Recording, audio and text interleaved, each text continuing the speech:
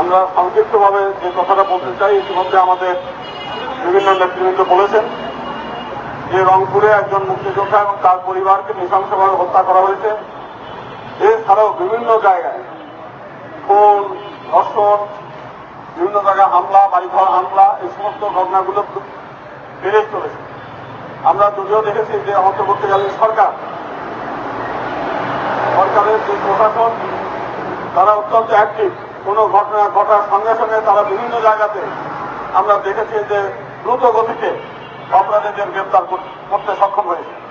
আমরা এখানে দেখলাম পাশেই মোহাম্মদপুরে একটা পরিবার মা মেয়েকে হত্যার 24 ঘন্টার মধ্যেই আসামিরা গ্রেপ্তার হয়েছে এবং বিভিন্ন জায়গাতে আসামিদেরকে খুব দ্রুত গ্রেপ্তার করা হচ্ছে এবং তাদের শাস্তির আওতায় নিয়ে আসা হচ্ছে। কিন্তু আজকে 4 দিন 5 দিন পার হয়ে গেল, অথচ একটা মুক্তিযোদ্ধা পরিবারের কোনো হত্যাকারীর কোনো ক্লু এখনো প্রশাসন পেল না এবং আসামি গ্রেপ্তার হয়নি।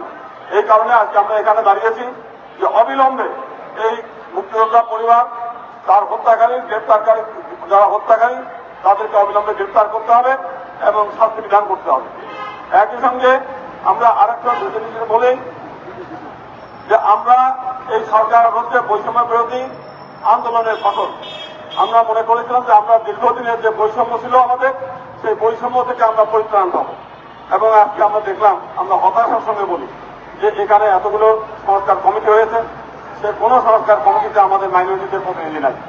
এমনকি আমাদের কোনো কথাও তারা শুনতে চায়নি যে এই পরিস্থিতিতে কোন দল, অন্যান্য যে সমস্ত রাজনৈতিক দল আছে তারা তো চিরকালই মাইনরিটিদের বিরুদ্ধে, তারা মাইনরিটিদের প্রতিনিধিত্ব মানতে চায় না। এই যে একটু আগে আমাদের পাশে একজন বক্তা বললেন যে বিএনপি 2 জন মাত্র প্রতিনিধি দিয়েছেন, এরপরেও সেই 2 জনের মধ্যেও গ্রাম থেকে বিভিন্নভাবে তাদের বিরুদ্ধে উস্কানিমূলক বক্তব্য দিয়ে তাদেরকে নাজেহাল করা হচ্ছে। তো সেই জন্য আমরা সবসময় বলেছি যে আমাদের আলাদা করে যান, তা না হলে এই ওপেন যে নির্বাচন, সাধারণ নির্বাচনে, সেই নির্বাচনে মাইনরিটিদের কোনো প্রতিনিধিত্ব থাকবে না এবং মাইনরিটিদের যদি কোনো প্রতিনিধিত্ব না থাকলে এই গণতন্ত্র যেটা, সেই গণতন্ত্রটা অর্থবহ হবে না। তো সেই গণতন্ত্র অর্থবহ করতে এবং সত্যিকার অর্থেই গণতন্ত্রের মর্যাদা, গণতন্ত্র আকাঙ্ক্ষাকে সমুন্নত করতে জাতীয় সংসদের সংরক্ষিত আসন এবং পৃথক নির্বাচন ব্যবস্থা পুনঃপ্রতিষ্ঠার আমরা দাবি করেছি।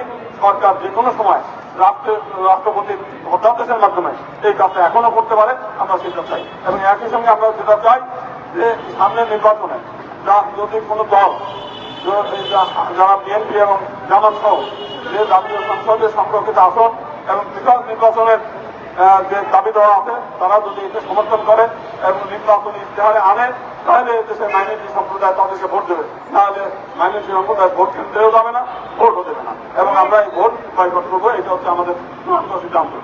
অতএব আজকে আমরা এই সংক্ষিপ্তভাবে এটাই হচ্ছে আমাদের মেসেজ। আমরা সকলকে অনেক অনেক ধন্যবাদ।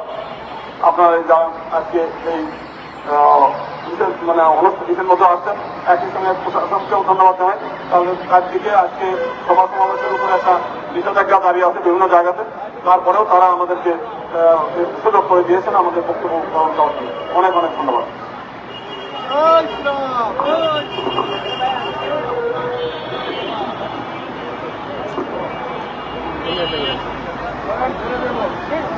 ধন্যবাদ অ্যাডভোকেট গোবিন্দচন্দ্র প্রামাণিক দাদাকে।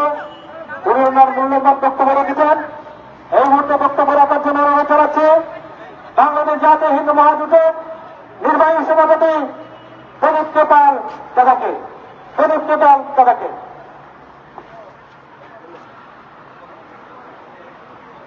আপনারা দেখেছেন আমাদের এখানকার অনেক নেতারা বলেছেন রংপুরের যোগেশচন্দ্র রায় এবং তার স্ত্রী সুবর্ণচন্দ্র রায়। ওনারা একজন 80 বছর বয়স্ক, একজন 75 বছর বয়স্ক, একটা বৃদ্ধ দম্পতি। কৃষ্ণভাবে তাদের হত্যা করা হয়েছে। ওনারা ভাই জায়গায় থাকতেন, ছেলেরা বাইরে চাকরি করতেন। অথচ এ পর্যন্ত তাদেরকে কাউকে গ্রেপ্তার করা হয়নি, কোনো উদ্যোগ নেওয়া হচ্ছে না। কারণ সংখ্যালঘু বলে। অথচ যেখানে ইসলাম বলছেন বা আমি হত্যাকাণ্ড হয়েছে মোহাম্মদপুরে, আসামি পাড়ায় খাবার থেকে পালিয়ে হেলমেটে গিয়েছে, সেখান থেকে উদ্ধার করে নিয়ে আসছে, গ্রেপ্তার করেছে। মানে তাদেরকে বিচারের প্রক্রিয়া চলছে। আর রংপুরে একটা মুক্তিযুদ্ধ, একটা বয়স্ক দম্পতি মারা গেছে, কোনো উদ্যোগী নেওয়া হচ্ছে না। শুধু রংপুর কেন, এই পর্যন্ত কোন সরকার, কোন হিন্দুদের অত্যাচার নির্যাতনের বিরুদ্ধে কোনো প্রতিকার নেওয়া হয় নাই। এটাই বাস্তবতা, এটা খুবই দুঃখজনক বাস্তবতা।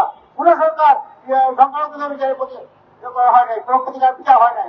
বিচার যদি হইতো তাহলে ঘটনাগুলি পুনরাবৃত্তি হতো না, কোনো বিচার করা হয় না। আমরা নানান বৈষম্য শিকার। আপনারা দেখুন, আমরা বারবার দাবি করেছি নির্বাচনের সময় হিন্দু ফ্যামিলিগুলো, হিন্দু পরিবারগুলো আক্রান্ত হয়, হিন্দু বাড়িগুলো আক্রান্ত হয়, হিন্দুদেরকে ধমকি দেওয়া হয়, হুমকি দেওয়া হয়, ভোট কেন্দ্রকে বাধা দেওয়া হয়, ভোটে জিতার পরেও হিন্দুদেরকে অত্যাচার করা হয়।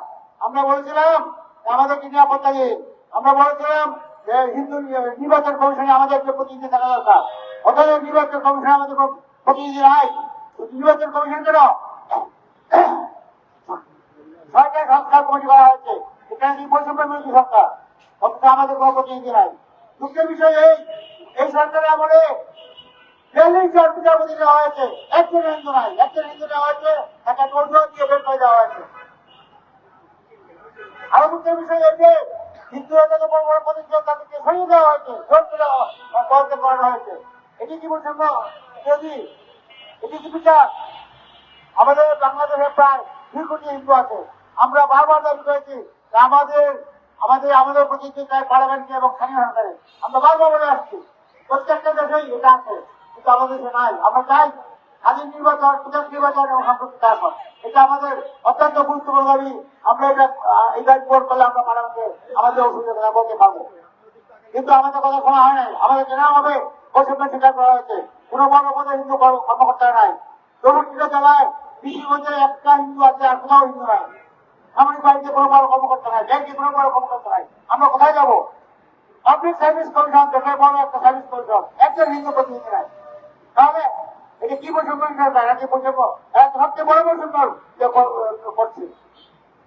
আজকে এই সমাবেশের মাধ্যমে আমি জানিয়ে দিতে চাই, আমরা একটা সঠিক বিচার চাই এবং আমরা বিচার চাই এবং ন্যায় বিচার চাই, আমাদের অধিকার চাই। আমি কিছু কথা বলবো না, আমি এই বলে আমার বক্তব্য শেষ করছি। জয় শ্রীরাম। ধন্যবাদ সদস্যকে দাদাকে। বাংলাদেশ আজকে যে পর্যায়ে দাঁড়িয়েছে, এটি বৈষম্যহীন রাষ্ট্রে আমরা বসবাস করতে চেয়েছিলাম নিরাপত্তা এবং সমাধিকার নিয়ে, কিন্তু বারবার আমাদেরকে বিভিন্ন জায়গা থেকে বিতাড়িত করে, হিন্দু সম্প্রদায়কে বিতাড়িত করে তারা বুঝিয়ে দিতে চাচ্ছে এদেশে আমাদের নিরাপত্তা নেই, এদেশে আমাদের বাঁচার অধিকার নেই। তা আমি এই সকল দুষ্কৃতিকারীদেরকে ধিক্কার জানাই, যারা অসাম্প্রদায়িক বাংলাদেশকে সাম্প্রদায়িক বাংলাদেশে রূপান্তর করতে চাচ্ছে, তাদেরকে আমি ধিক্কার জানাই। আপনারা জানেন বাংলাদেশে ভোটার তালিকায় আমরা 15% ভোটার, কিন্তু দুঃখের বিষয় আদমশুমারিতে আমাদেরকে 8% দেখানো হয়। এই সকল ন্যাক্কারজনক ঘটনা আমরা ধিক্কার জানাই।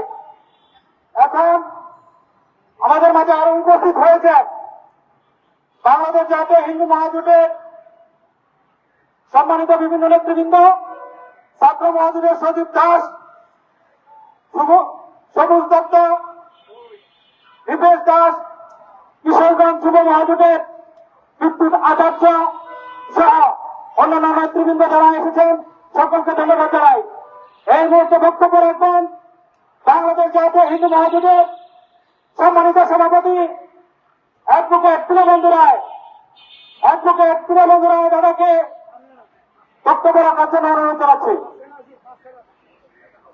দাদা মাঝখানে চলে যান।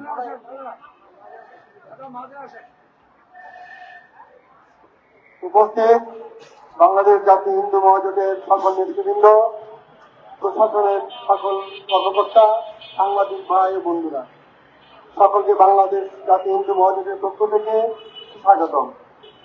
কিন্তু আমরা দুঃখের সাথে জানাচ্ছি, বাংলাদেশে বিভিন্ন ক্ষেত্রে বিভিন্ন সময়ে হিন্দুদের উপর বিশেষ করে সংখ্যালঘুদের উপর যে নির্যাতন করে হয়, তা বিশ্বের কোন দেশে এরকম নির্যাতন হয় না।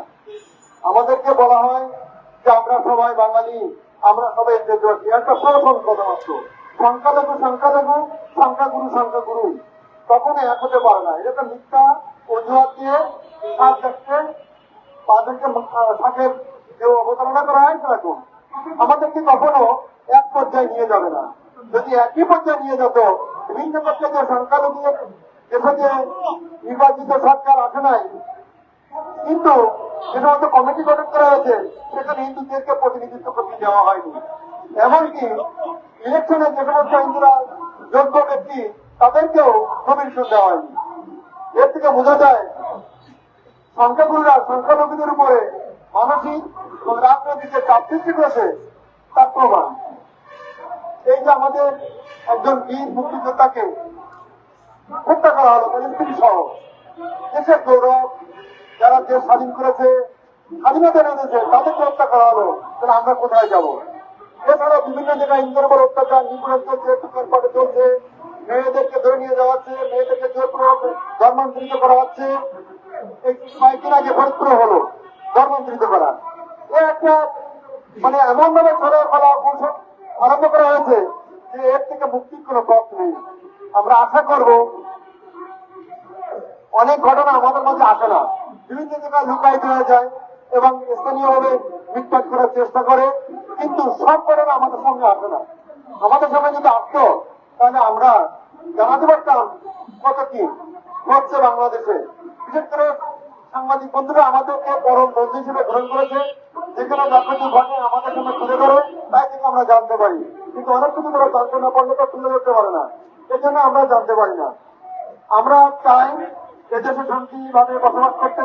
সরকার আমাদেরকে নিরাপত্তা দেবে। সামনে ইলেকশন আসছে, আমাদের দেশে একটা ক্যান্ডিডেট আছে, ইলেকশনের আগে এবং পরে হিন্দুদের উপর নির্যাতন হয়, অনেক নির্যাতন হিন্দুদের পরে, ইলেকশন আগে পরে ভোট দেওয়া নেওয়াকে কেন্দ্র করে এবং তাদের পক্ষে দলের যোগদান দেওয়া করার জন্য। এজন্য বলবো যে আমরা সবাই এদেশের নাগরিক, এই নাগরিক হিসেবে আমাদের যে অধিকার পায় সেই অধিকার ক্ষেত্রে আমাদের দেওয়া হয়, অধিকার থেকে যদি বঞ্চিত না করা হয়, আমাদের সামনে নির্বাচনের জন্য আমাদের উপর কোনো অত্যাচার না করা হয়, সুষ্ঠুভাবে জন্য ভোট দিতে পারি।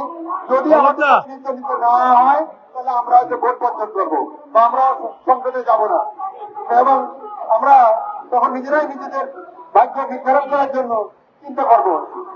কারণ আমাদের উপর যে নির্যাতন, আমাদেরকে প্রতিনিধিত্ব যদি না দেয় তা আমরা ইলেকশন করে করবো কি? আমাদের সংসদে যদি আমরা কথা বলতে না পারি, আমাদের কথা যদি বলতে না পারি, তা আমাকে আমাদের কথা শুনবে বাংলাদেশের লোক, পুলিশের লোক। ওদের কোনো আমরা আমাদের প্রতিনিধিত্ব চাই, পৃথক নির্বাচন ব্যবস্থা চাই। আমরা আমাদের প্রতিনিধি নির্বাচন নির্বাচনের মাধ্যমে আমরা এই আশা করি, এবং সরকার আমাদের সুদৃষ্টি দেবেন এবং যেখানে যে ঘটনা করছে তার জন্য প্রতিকার করেন এবং তার জন্য যা যা করণীয় সরকার যেন করেন। সকলকে ধন্যবাদ, আপনারা আসছেন, আপনাদের ধন্যবাদ, এখানে যারা উপস্থিত হয়েছে সকলকে ধন্যবাদ, সকলের শুভকামনা করি। পরে আজকের এই মানব বন্ধুদের সমাপ্তি ঘোষণা করছি।